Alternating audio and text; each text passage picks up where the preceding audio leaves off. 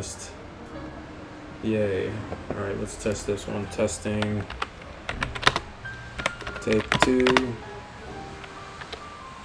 I'm gonna say testing. Take two. Computer shutting down.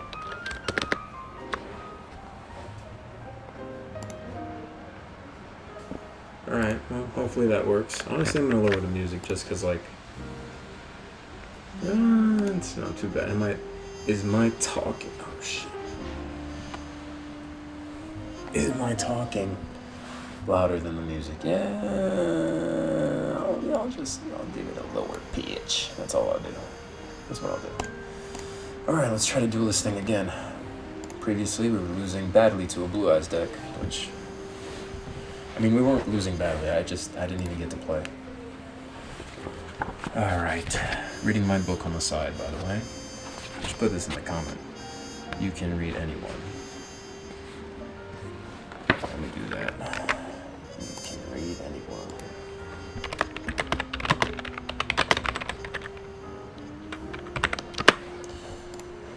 Ooh, am I going first? Second. Cool.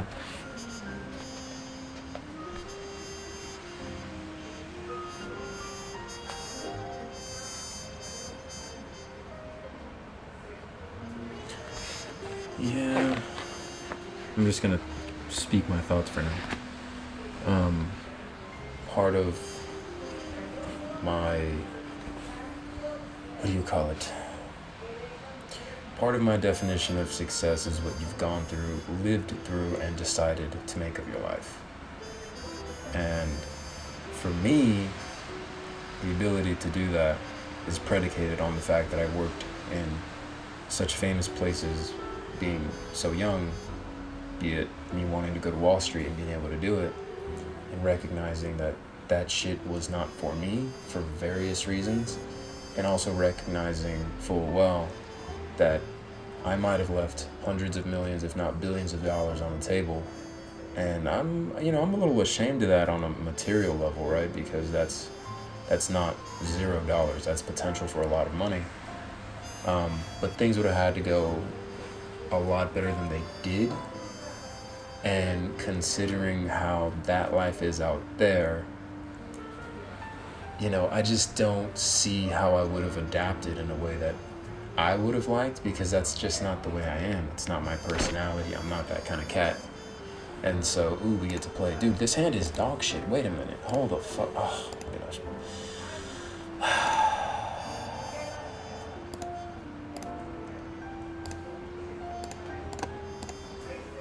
There ain't no way.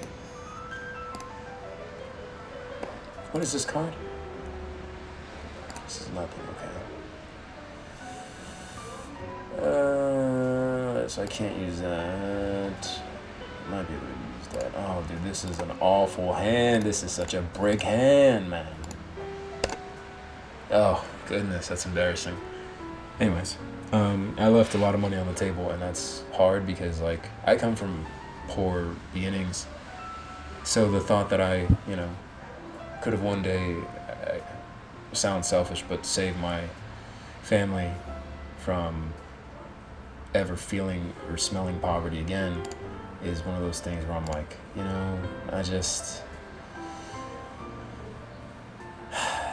it just makes me feel bad. What am I trying to do here?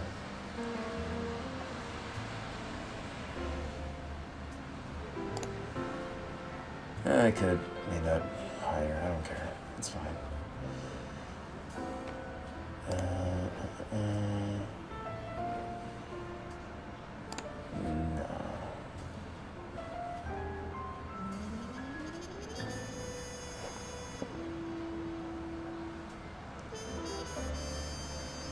Okay, we return to the deck. 1, 2, 3.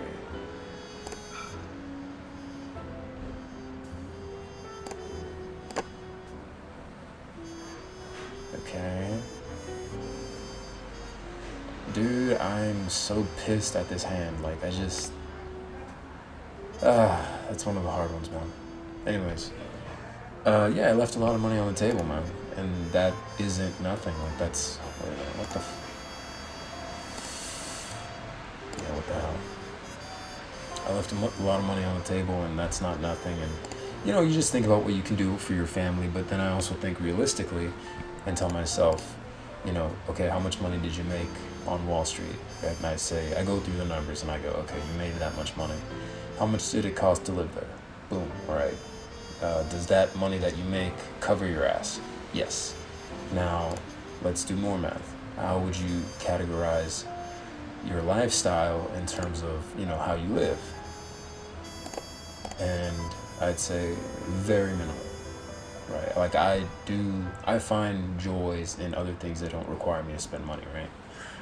And so I'm doing the math and I'm like, okay, this is how much money you have left after living here for X amount of time. Do you feel comfortable making this much per year, assuming you have to go slave at work every day? Because remember, that's a bottom line business. Wall Street is not a joke. Wall Street is the last thing from a joke, right? But the fact that I can get there speaks to the fact that I guess I hopefully can do something. Like I got to keep it pushing, but I'm not nothing either. And so it's just a different life, man. And it's too different. Oops. My book just fell. My turn now. It's too different a life for me to go, oh, dude, I can't do anything with this hand. There's no actual way. That is sad. I gotta hope for a miracle here.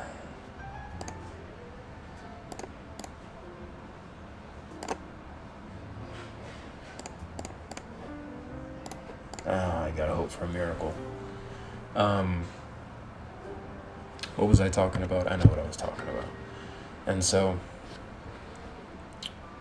I thought to myself about the consequences of my actions and all that stuff, and I'm like, this is too big a price to pay. I gotta go. I gotta come back home. And I gotta find my way through this, because New York isn't for me, but there has to be more ways through. And the fact that I hit the quote-unquote jackpot way through life, and trust me, making it to Wall Street and living on Wall Street, you are in the jackpot way of life. You just are. You'll always have money ready for you. You'll always have disposable income. You'll always have, right, no matter what you want to do. And that's the pro. The con is that, yes, everything does cost money. And so those people never really learn how to enjoy life aside from spending money, which, who am I to judge? Right? But that's not my life. I can't live that way, because my way of living is needing to enjoy the finer things of life that come naturally, that that you can't really pay for. Love, happiness, joy, friendship, whatever. And then you're not going to have that on a genuine level out there, because you see that what they're after is the money, so that the money can bring them the happiness. Not after happiness, and through happiness they'll find the way to make money. You see what I'm saying? So that was the big thing that I kind of faced, where, yeah, I mean, no shit, everything costs money. I'm not an idiot. I made it to Wall Street for a fucking reason, right? But with the same token, it's like, dude,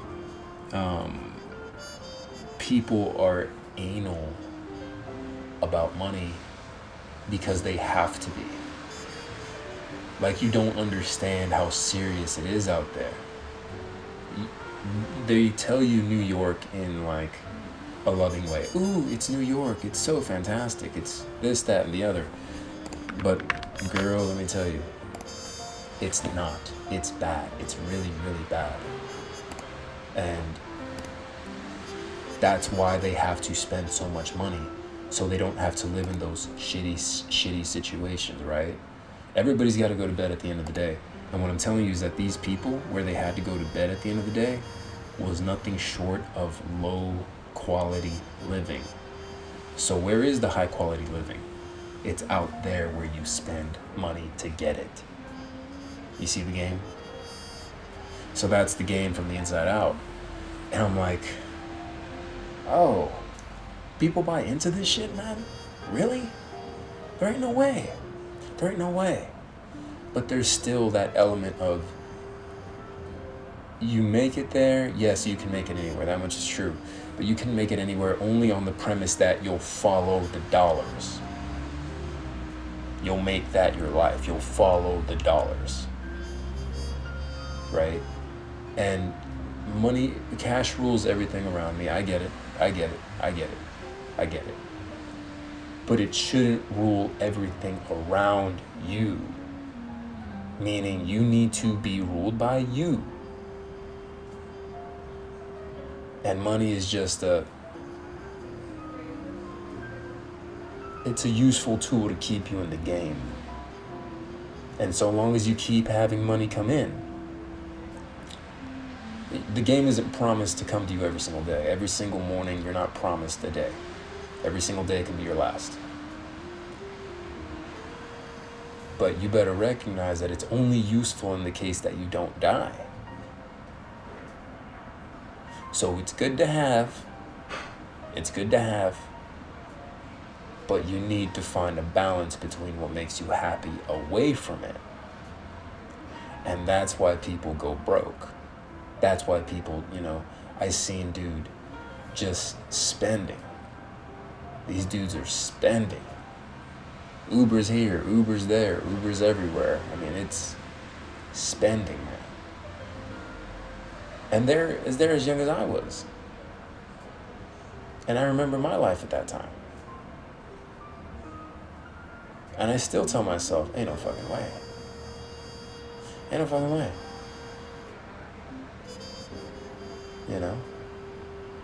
Because they bought into the illusion already. And that's fine. But there is another side to the coin. And that side to the coin is having people in your life who are so worthwhile that you would rather not work and be with them. So the problem is, to put it simply,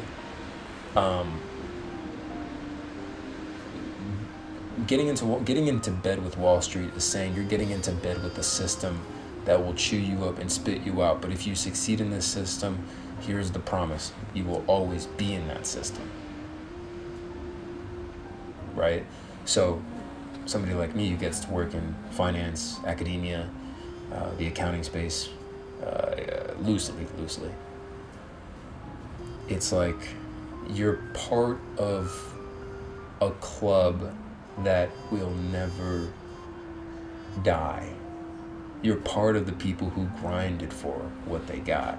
Even if it didn't go your way, or even if it didn't, right? That resume is what those people are after. Those people live for the resume. And that's a hard fact of life too, because your resume's got to be on point. But it's all, to round it out, it's all superficial. All of it. Every last piece.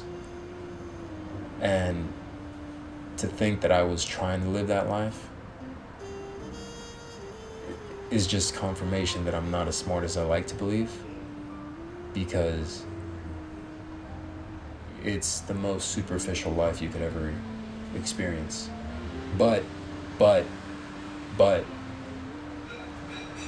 it is a life. So if people don't feel like they have a life, of course they're going to go try to get one, doing whatever they have to do.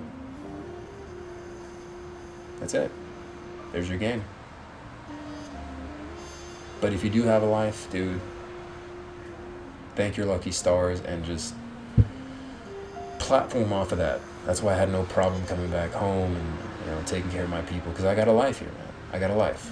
I got a real life.